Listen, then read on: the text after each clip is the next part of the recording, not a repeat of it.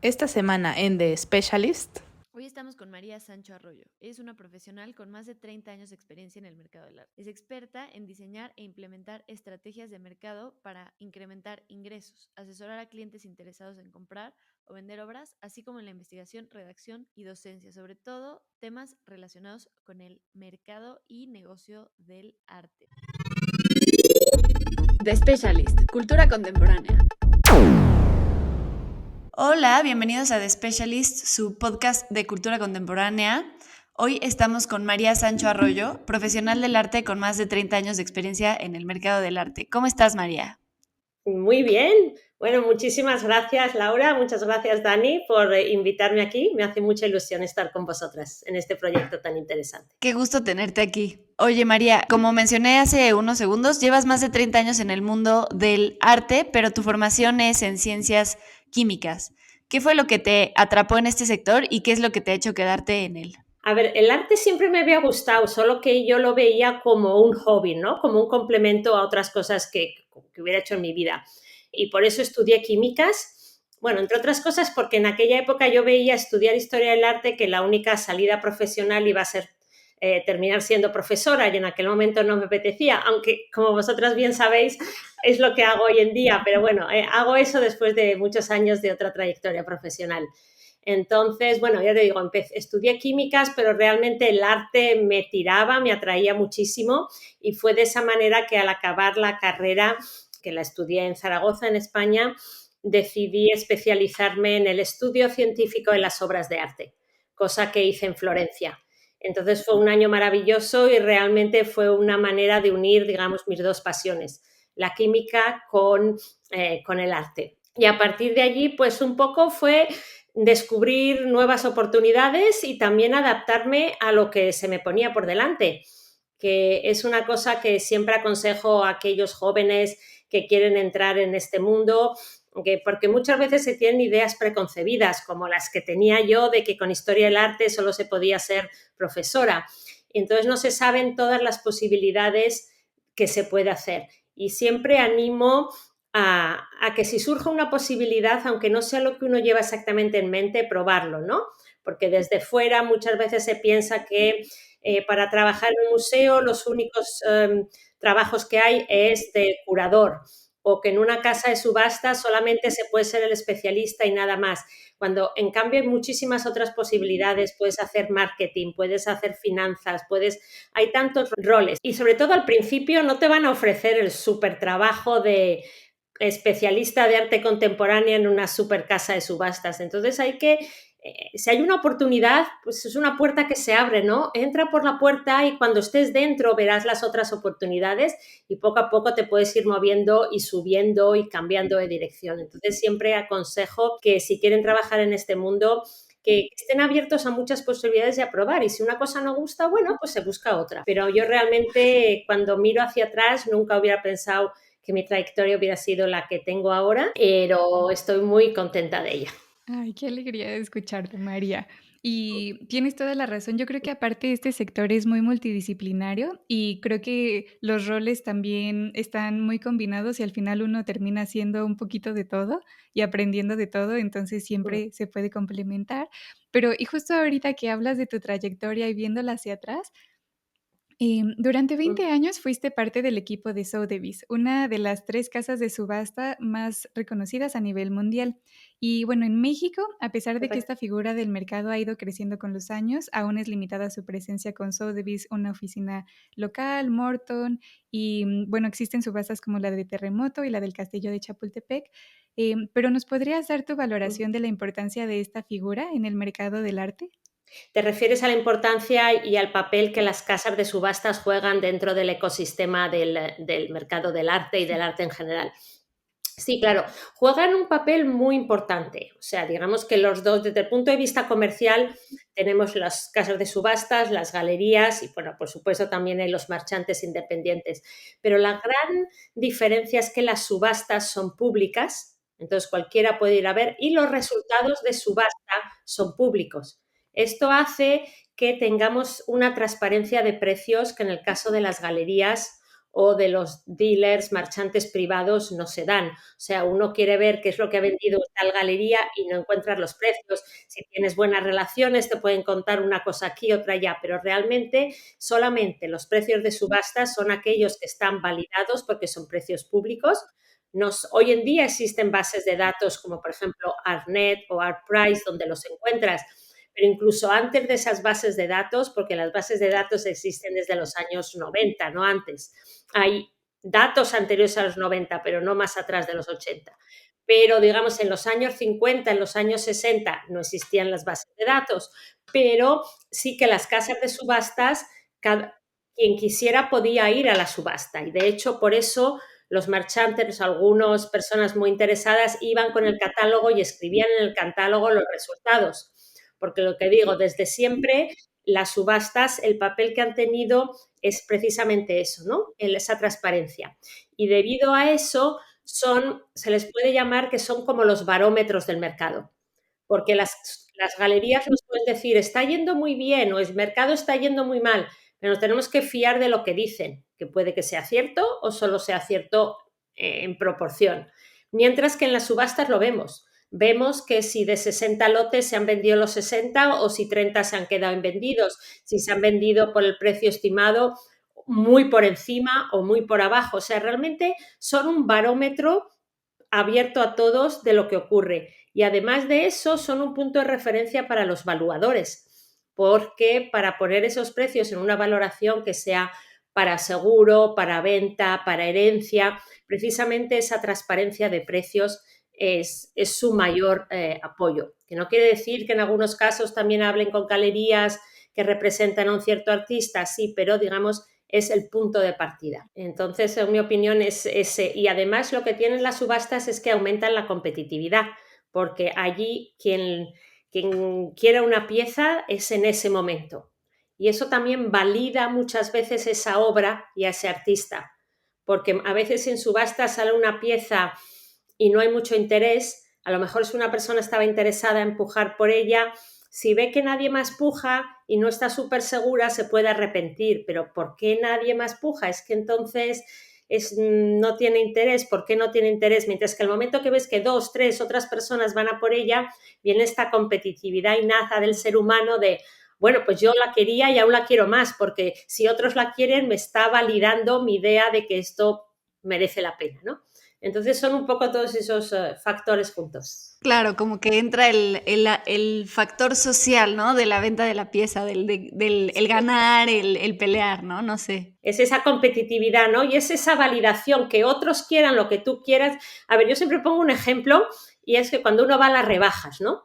Y en las rebajas de ropa pues ahí está todo, a lo mejor unas piezas, uno ve las cosas, no está muy convencido y de repente viene otra persona detrás tuyo y se coge el bolso que tenías delante. Y en ese momento te entran unas ganas enormes de que tú querías ese bolso y no la señora que se la acaba de llevar. Entonces es un poco esa psicología que también, digamos, se puede aplicar a las subastas. Claro que sí. Oye, María, y por ejemplo, un artista, bueno, las subastas también son una forma, como dijiste, de validar el mercado, el artista, su trayectoria, pero cuando uno es emergente, ¿qué otra forma existe de validar su trayectoria porque aún no está en un mercado secundario su obra? Exactamente, has mencionado un punto muy importante. Los artistas emergentes, generalmente, en las subastas generalmente tratan con mercado secundario. Entonces, si es un artista emergente, a veces no hay trayectoria subastas o las subastas no lo aceptan.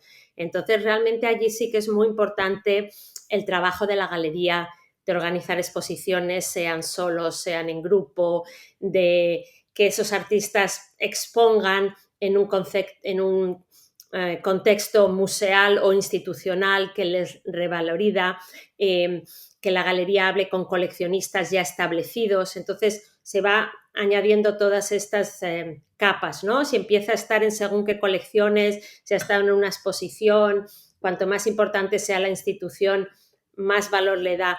Y todo, o sea, ha ido a alguna feria, qué galería le ha llevado, a qué feria ha ido.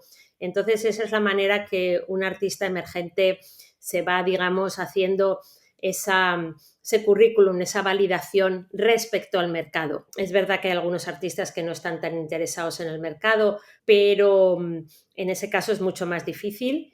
Y luego, sí, prácticamente eso es lo más importante. Se habla mucho hoy en día que no hace falta las galerías, que los artistas por sí solos pueden darse a conocer. A ver, es verdad que con las comunicaciones más extensas que tenemos hoy en día, todo el tema digital, redes sociales, sí que son una plataforma para darse a conocer.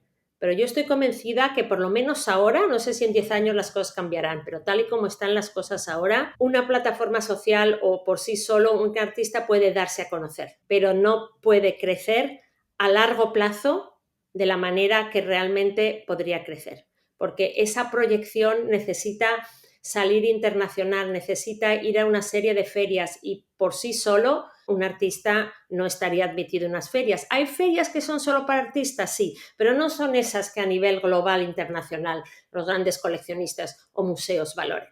Entonces eso puede ser un primer paso, pero realmente yo pienso que tal y como está el ecosistema del arte hoy en día, del mercado del arte, es imprescindible trabajar de la mano de una galería. Hay diferentes, bueno, vosotros lo sabéis, hay diferentes maneras de trabajar con una galería, ¿no? Hoy en día, antes un artista solo tenía una galería, hoy hay artistas que trabajan con varias galerías, siempre que los términos estén bien definidos.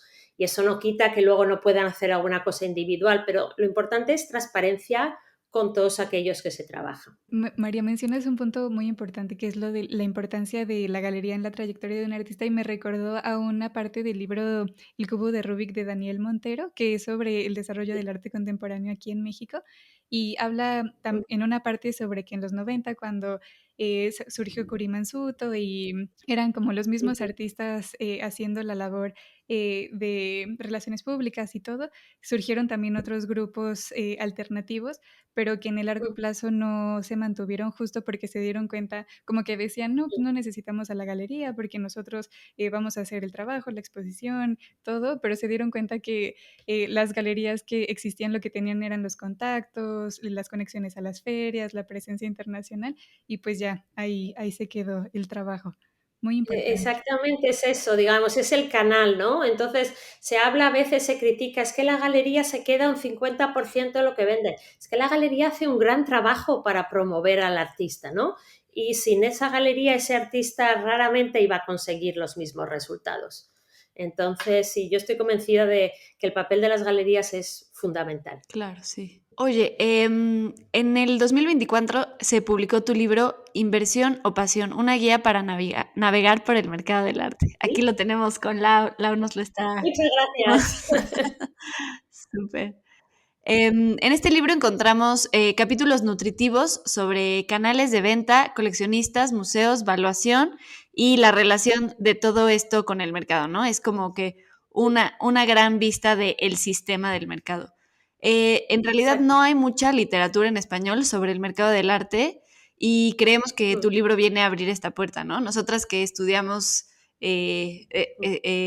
mercado del arte contemporáneo, realmente no, o sea, nos costaba mucho trabajo encontrar literatura en español y somos fans de tu libro. ¿Qué te motivó a plasmar tu conocimiento en algo tangible más allá de la consultoría y la docencia? Sí, pues precisamente la falta de literatura en español. O sea, yo llevo trabajando en el mercado del arte pues más de 30 años, tengo una colección importante de libros, cada vez que veo algo del mercado lo compro. El 99% de esos libros están en inglés. Entonces yo cuando empecé a dar clases, como sabéis, en Centro, en México, también doy clases online, dentro del Sotheby's Institute tengo un curso de subastas en español. Entonces yo no tenía bibliografía para dar a mis alumnos en español. Tenía mucho en inglés. Hay mucha gente que habla inglés, pero no todo el mundo habla inglés y no todo el mundo lo puede hablar quizás a un nivel como para entender verdaderamente el funcionamiento. Entonces me di cuenta que había ese gap. O sea, si mi libro estuviera en inglés, realmente yo creo que no aporta nada en el sentido de que comprándose 3 o 4 libros, no es exactamente igual que ningún otro, pero con 3 o 4 de otros libros se cubre el mismo material. Yo pienso que mi libro lo que tiene de especial es eso, el hecho de que esté en español, donde hay un mercado hispanohablante muy grande y no solo en países de habla hispana al 100%, como puede ser desde México hasta todo, digamos, Centro y Sudamérica, España, pero sino que también en Estados Unidos hay una población cada vez mayor de habla hispana. Entonces yo vi este gap, o sea, no estoy contando nada nuevo, ni tampoco lo pretendo. De hecho, el libro está basado principalmente en un curso que doy en el Sotheby's Institute desde hace muchos años, que se llama Navegando el mercado del arte, y precisamente es eso, una introducción a los actores del mercado del arte. Entonces, no es que sea una investigación específica, única, que cuento algo nuevo que no cuenta ningún otro libro. No, cuento lo importante, lo que creo que es importante y básico, bien para alguien que quiere empezar a coleccionar y no sabe cómo funciona el mercado del arte, bien para todos aquellos profesionales que quieran empezar, bien jóvenes o no tan jóvenes, pero que quieran dedicarse al mercado del arte, dar esas pautas básicas necesarias en español. Ese fue mi mayor motivo. Sí, claro. Y me gusta mucho lo que dices de hablarle directo a los coleccionistas, ¿no? O sea, creo que, bueno, en la Ciudad de México es un mercado que está creciendo, ¿no? Está creciendo mucho en términos de coleccionismo, pero siempre hace falta, ¿no? El fomento, el hablar de los coleccionistas, hablarles, explicarles por qué coleccionar, qué tiene de beneficios para ellos. Eso se me hace súper interesante y súper importante para el desarrollo del mercado del arte. Sí, total, porque a ver, hay muchos elementos, ¿no? Cuando hablamos del ecosistema, sí, tenemos canales de venta, las galerías, las ferias, las casas de subastas, pero luego, por otro lado, es un mercado. En un mercado necesitas un comprador y un vendedor, y los canales de venta que acabo de mencionar en el fondo son intermediarios, ¿no? Hace falta, por un lado, el artista, que es el creador, porque sin artistas no tendríamos ni arte ni mercado del arte, pero por otro lado también el coleccionista, que sea un coleccionista individual, privado, un coleccionista institucional, o sea, un museo, una compañía, pero hacen falta, digamos, son estos dos. Entonces realmente hay que hablarles a todos. Sí, y a mí también se me hace una aportación muy importante el libro al desarrollo, bueno, a la profesionalización del sector, porque si bien como que uno puede empezar como curador o como gestor y va aprendiendo poquito a poquito de todas las fuentes y de todos los canales, pero siento que no había algo en español condensando todo.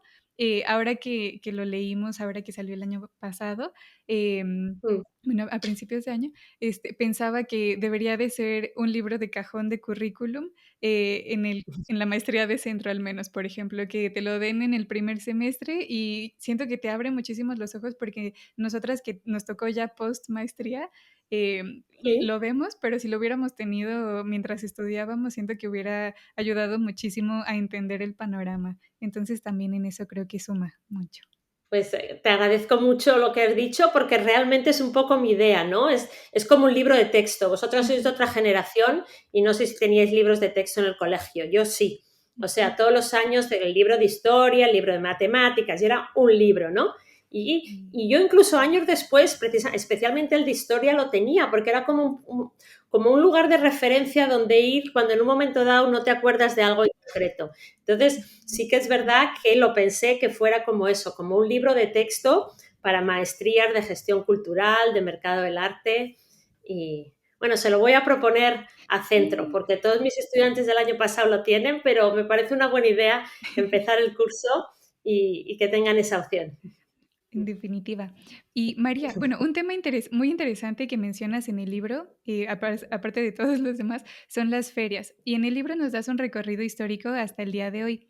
Y bueno, ¿Sí? consideramos, y también hay reportes internacionales que plantean a la pandemia como un momento bisagra en las ferias. Antes de ella había un sentimiento generalizado de cansancio y costo elevado de asistir a las ferias, y post pandemia se recuperó el entusiasmo y creo que se puede ver con el spread de todas las ferias que hay, que surgen nuevas, que más gente va. Sí. Ya hablamos de las subastas. Ahora, ¿qué importancia tienen las ferias en el ecosistema? ¿Y crees que el entusiasmo actual se mantenga en el largo plazo o vuelva a decaer? A ver, sí, las ferias son un elemento fundamental, Cuando hablamos de ferias, en el fondo lo que estamos hablando es de una concentración de galerías bajo el mismo techo, solo que tiene unas características especiales. Y es cierto que las ferias, aunque existen desde hace cientos de años, se habla en el siglo XVIII, en Amberes ya había una especie de mercado que se podría considerar como una primera feria, pero realmente las ferias, tal y como las tenemos en cuenta hoy, especialmente arte contemporáneo, pero no solo, podemos hablar de los años 70 cuando empezó, bueno, primero Art Cologne y después Art Basel. Pero es verdad que sobre todo ha sido en los últimos 20 años, desde el principio del siglo XXI, donde ha habido puesto boom enorme. Creo que las cifras son algo así como que en el año 2000 había como 60 ferias importantes en el mundo y hoy en día estamos en más de 300. Entonces, realmente lo que ocurre con las ferias es que son muy prácticas para todos. Vamos, desde el punto de vista del coleccionista o del comprador o también de aquel profesional de arte que quiere estar al día de lo que está ocurriendo, incluyendo los curadores de museos, las ferias duran de unos 4 o 5 días, pero en un día es agotador, pero te puedes ver, pues no sé, en un Art Basel te ves 300 galerías en un día. Pongamos que cada galería llevara un booth de solo un artista y la mayoría llevan de varios. En solo un día ves 300 galerías de 300 artistas, la verdad es que ves más de 1000, porque muchas galerías, entonces realmente es una manera estupenda de, por un lado, ver mucho arte, descubrir artistas que no se conocen, descubrir galerías que no se conocen y ponerse un poco al día de cómo está todo. Quien ya es un coleccionista, en lugar de tener que viajar a 5 países, pues a lo mejor en un día ve a todos sus galeristas. Y desde el punto de vista del galerista, lo mismo. O sea, en su galería, que esté en Ciudad de México o que esté en Nueva York, va a ver pasar a unas cuantas personas y tampoco tantas, porque aparte del día de la inauguración, lo que se llama, ¿cómo lo traduciríamos en español? El footprint, ¿no? Que dicen, se dice aquí en Estados Unidos, o sea, la cantidad de pasos, ¿no? de gente que entra en la galería, realmente quitando los días de inauguración y a lo mejor el segundo y tercero, suelen estar vacías. En cambio, en la feria van a pasar, sí, los coleccionistas que ya conoce y muchos otros.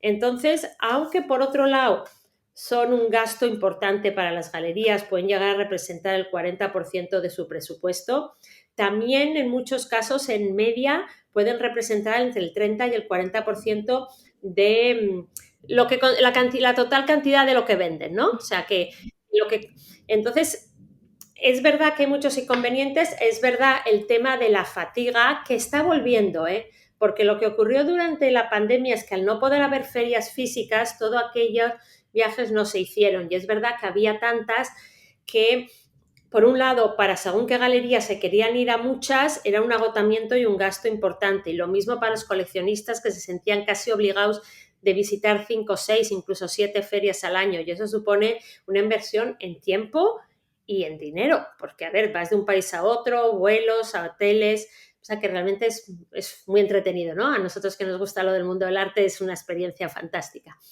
Y entonces, después de 2 años que casi no hubo ferias, se cogió con muchas ganas. ¿Qué pasa? Estamos otra vez volviendo al punto de que hay un poquito de cansancio de tanta feria, porque si miras solo esta semana, y no te digo ya ferias más pequeñas, pero solo esta semana está Frieze en Seúl, que junto con Art Basel Hong Kong es probablemente la feria en Asia a nivel global más importante. Por otro lado está la Bienal de San Paulo, ¿vale? Y por otro lado en Nueva York, la semana pasada, se acabó el domingo, hubo Armory e Independent del siglo XX. Entonces es imposible hacer las 3. Hay galerías, sobre todo aquellas más grandes y más potentes, que estaban tanto en Seúl como en Nueva York, pero muy pocas se lo pueden permitir. Entonces, yo lo que sí que veo, sí, ha habido un retorno, ha habido una revalorización de la importancia y del papel que juegan las ferias para todos, para los coleccionistas, para los artistas, para las galerías, pero sí que hay una conciencia más clara de que no se pueden hacer todas, de que hay que elegir, de que hay que ser selectivo. por diferentes razones, de presupuesto, de tiempo, de fatiga para el artista, porque aquellas galerías que tienen 50 artistas, pues aún, pero aquellas que tienen como menos es más complicado. Entonces, sí que hay, yo creo, realmente una valoración de las ferias, pero al mismo tiempo también un saber que no se puede hacer todo. Sí, claro. Sí, es complicado el mercado del arte, ¿no? Mm. En ese sentido.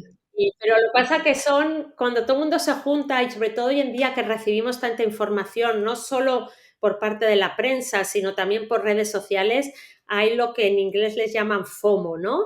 Fear of Missing Out. O sea, es que está allí, está viendo, mira qué divertido, mira con quién ha estado, mira, ha descubierto este artista, estaba el artista en la galería y tú estás en tu casa ahí trabajando y dices, cómo me gustaría estar allí, ¿no? Eso es el FOMO, el querer estar en todo. Pero hay tanto que realmente hay que saber contenerse y decir, vamos a hacer una selección. Y definitivamente, porque luego acabas quemado también de estar en todo. A mí me pasaba mucho lo del FOMO, porque estos últimos 2 años que estuve viviendo bueno, en Puerto, durante la Semana del Arte a mí me toca estar en Puerto Escondido porque también inauguramos y yo veía todos los eventos y las exposiciones y decía, ay, quisiera estar. Y este año que estuve acá en Casa Sisa y estuve yendo a Sí. más cosas y terminé así como quisiera no entrar a otra galería nunca más. Pero pero sí, hay que ser selectivos. Sí, pero bueno, yo creo que por eso importante es a lo mejor una vez ir a una galería, a lo mejor a una feria. A lo mejor al año siguiente, en lugar de ir a esa feria, te vas a otra feria de otro sitio. Y si dejas un año o dos, pero sí que haber ido por lo menos una vez ayuda a visualizar desde lejos, porque lo que sí que muchas ferias están haciendo hoy en día o las galerías es poner online lo que están presentando en la feria. Entonces, desde luego, la experiencia no es la misma. Pero si uno ha estado una vez en la feria y al siguiente año no puede ir, un poco se puede hacer la idea si está buscando según qué cosas a través de lo digital. Yo estoy convencida que lo digital no sustituye para nada a la experiencia personal, pero como no se puede llegar a todo, en algunos casos es una ayuda importante. Sí, claro. Sí.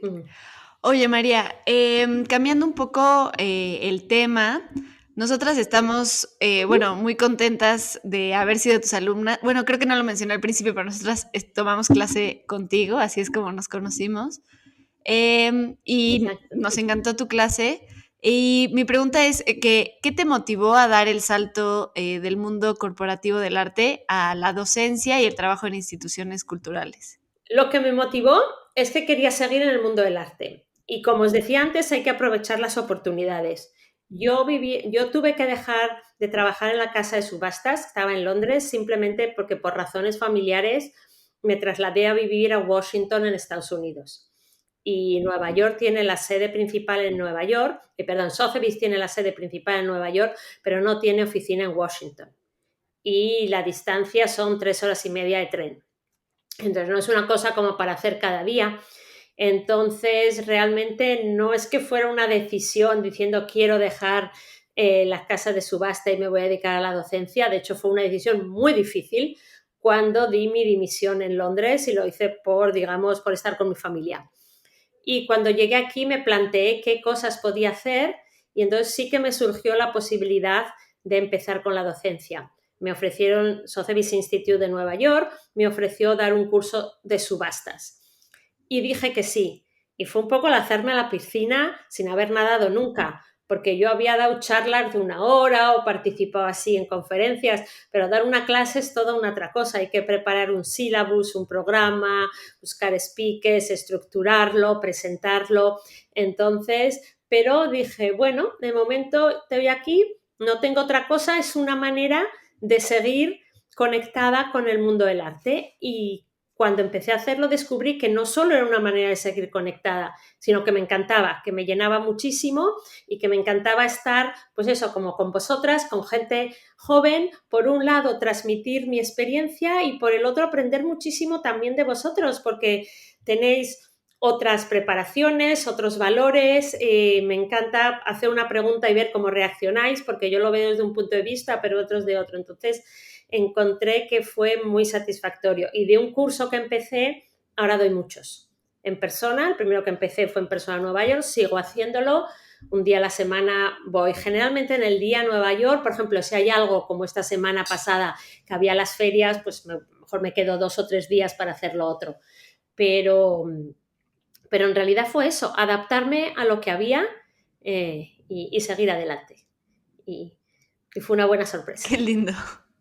Ay, sí, qué bueno, porque sí, a mí me gusta mucho esta parte de la docencia, se me hace muy generosa, porque justo en algún nivel se me hace, o nos hemos discutido aquí que el sector es medio celoso en las prácticas, justo en la Sí. información, no es muy transparente. Entonces, tu libro se me hace un regalo fantástico al mundo, porque es como todo ese insight que no tienes si justo no tomas una clase o no estás muy, muy metido en el sector, pero qué bueno que así se dio la trayectoria. Pero también, de otro lado, de parte de lo que os digo de la satisfacción personal y del intercambio, otra cosa que realmente descubrí en la docencia es que yo, durante 22 años que estuve en Londres, en Sotheby's, yo veía un poco, tenía como una visión túnel, ¿no?, del mundo de las subastas. Conocía muy bien el mundo de las subastas, por supuesto tenía contacto con galerías, porque los clientes de las subastas no son solo privados, sino también galerías, pero tenía una visión como solamente de ese aspecto. Mientras que en el momento que al dar clase, en la enseñanza hay que tener una visión como por encima, ¿no? Como una visión de paraguas donde está todo. Y no solo tener la visión, sino que para explicarlo hay que ver todo el conjunto, no solo un aspecto. Entonces, de hecho, las primeras clases a los alumnos me hacían unas preguntas que sinceramente no estaba preparada a que me hicieran esa pregunta. O sea, contestaba porque sabía la contestación, pero yo decía, uy, llevo haciendo esto durante años sin haberme planteado por qué lo hacía, ¿no? ¿Por qué haces esto de esta manera y no esto de otra? Y entonces, poner ese racional detrás me ayudó mucho. Siempre lo digo, si ahora volviera a trabajar a la casa de subastas a lo que yo hacía antes, lo haría muchísimo mejor, porque tengo una visión mucho más global y completa que cuando solamente hacía eso. O sea, que a mí también me ha dado mucho la docencia.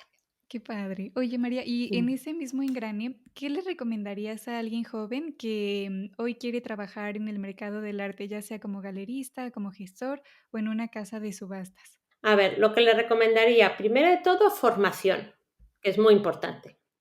Hay cosas que se aprenden en el trabajo porque es difícil enseñarlas o no, pero primero formación. Todo aquel que quiera trabajar en el mundo del arte tiene que tener una cierta noción de historia del arte.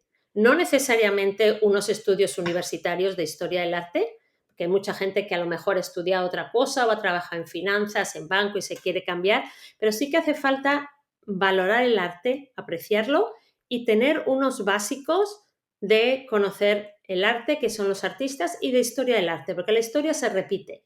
Entonces, tratar de vender arte contemporáneo sin entender quién es o Picasso o Rubens, hace falta, no digo al mismo nivel de alguien que ha estudiado 5 años o un PhD en historia del arte, pero un básico de historia del arte todo el mundo lo necesita. Pienso que todo el mundo lo necesita y ayuda.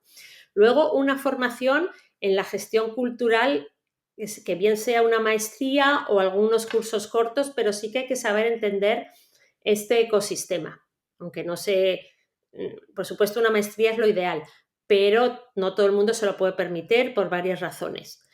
Pero sí que tener una cierta formación. Y tercero, lo que ya un poco comenté al principio de esta charla, que es estar dispuesto a probar roles diferentes, roles que uno no se ha planteado, o en un momento dado alguien quiere, por ejemplo, trabajar en una galería que le gusta muchísimo, pero el trabajo que le ofrecen esa galería a lo mejor no es el más glamoroso, ¿no? A lo mejor es un trabajo de secretaria o de simplemente mover los cuadros, de logística. Entonces, no, yo eso no lo hago.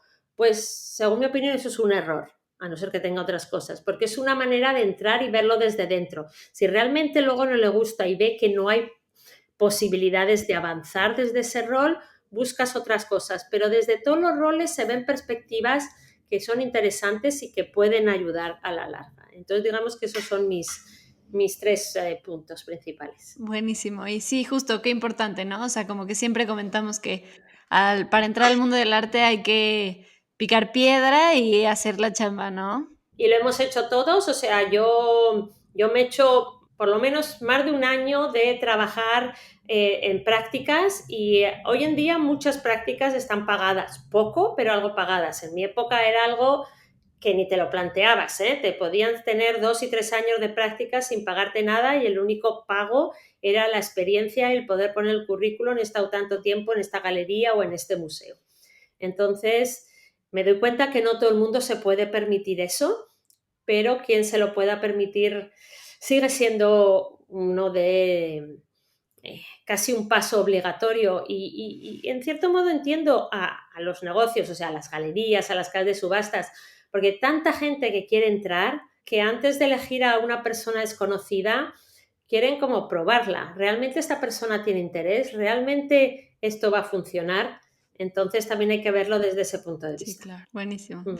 Oye, María, hemos disfrutado muchísimo esta entrevista. Como siempre, es un gusto platicar contigo.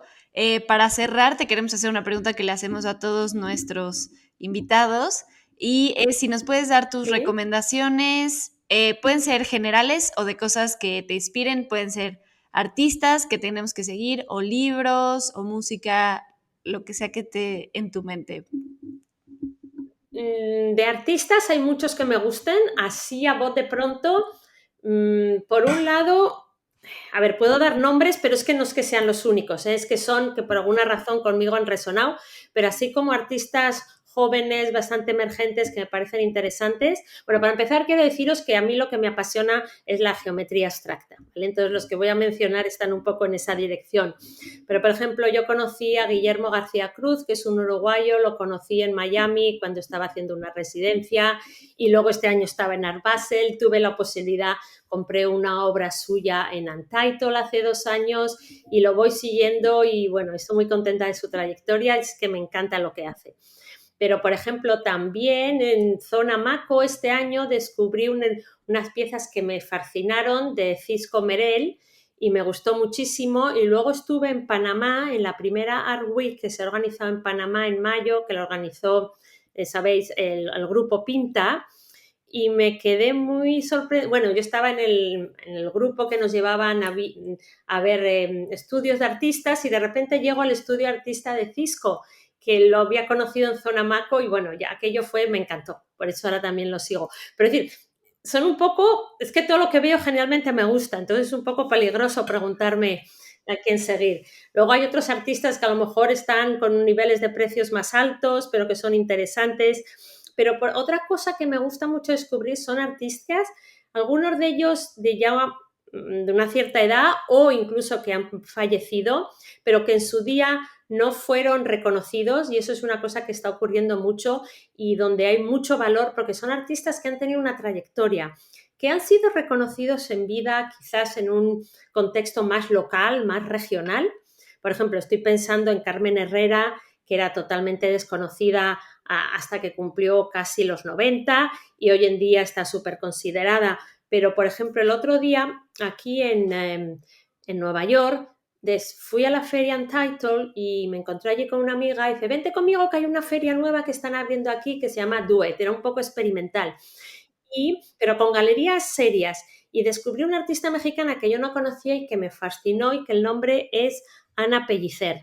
Entonces, vosotros probablemente sabéis quién es Ana Pellicer, pero yo, que no conozco tan bien la escena mexicana, no sabía quién era. El hecho que ahora esta galería tenga a Ana Pellicer en Nueva York, estoy segura que le va a dar muchísimo renombre. Me fascinaron las obras que tiene de cobre, espectaculares. Entonces, me gusta mucho también redescubrir artistas que por varias razones en su momento no disfrutaron de aquella proyección global. Generalmente es porque o eran mujeres que en aquel momento no estaban tan consideradas o venían de países que no eran Estados Unidos o los centros de Europa del momento, que hasta hace prácticamente 30 años todo aquel artista que no se movía en aquellos círculos prácticamente quedaba ignorado. Entonces, redescubrir a todos estos artistas me parece interesantísimo. Y luego recomendaciones, a ver, películas me encanta ver, no sé si está traducido al español o no, yo la vi en Netflix, este documental sobre el cuadro atribuido, el Salvator Mundi de Leonardo da Vinci. Se llama The Last Leonardo, no sé si está traducido al español o no, pero me parece buenísimo porque es una historia increíble en la cual se tocan muchísimos aspectos de lo que es el mercado del arte, ¿no? El redescubrir una pieza que está perdida o mal atribuida, el rol de los dealers, el rol del museo en presentar la pieza y darle validación. O sea, hay tantos aspectos de lo que es el mercado del arte que me encanta, aparte que es una historia fascinante. ¿Y qué más? Libros, bueno, el mío, Claro. por supuesto, pero ya lo habéis mencionado vosotros. Y luego hay muchísimos otros, están saliendo continuamente libros, pero bueno, sí, hay muchas cosas que... Y luego lo que siempre recomiendo, y a vosotros cuando estabais de alumnas mías siempre os lo recomendaba, es lo de estar al día de lo que ocurre en el mundo del arte, ¿no? Es leer Artnet News, Art News, habrá otras newsletters de temas más locales, la semana de galerías, es ahora, ¿no? ¿O ha sido ahora la semana de galerías en México? Pues es estar al día de lo que está ocurriendo, tanto a nivel global como local. Ay, muchas gracias, María. Y te quería contar que esa feria Duet en Nueva York, la curadora Zoe Lukov Sí, es argentina también y vive allá, una de sí. las curadoras, Zoe Lukov se llama, y Ujú. creo que esta es la segunda o tercera muestra que cura ella ahí y siempre es muy heterogénea de artistas, pero siempre son muy buenas. Entonces, igual si quieres como tenerla a ella en tu radar, siempre tiene propuestas muy frescas. Ah, pues la voy a seguir porque la verdad es que me encantó. Era un concepto nuevo, pero muy bien montado, muy bien organizado y con una selección muy interesante tanto de galerías como de artistas. Ay, qué bien. Y muchas gracias por todas las recomendaciones. Sin duda, seguro a nuestros escuchas también les van a encantar. Y la hemos pasado súper bien platicando contigo esta hora y gracias por darnos este tiempo también en tu agenda súper ocupada y más en estos días. Y muchas gracias. Pues nada, gracias a vosotras y adelante con este proyecto que bueno, es otra manera también de estar al día en lo que está ocurriendo en el mundo del arte. The Specialist, cultura contemporánea.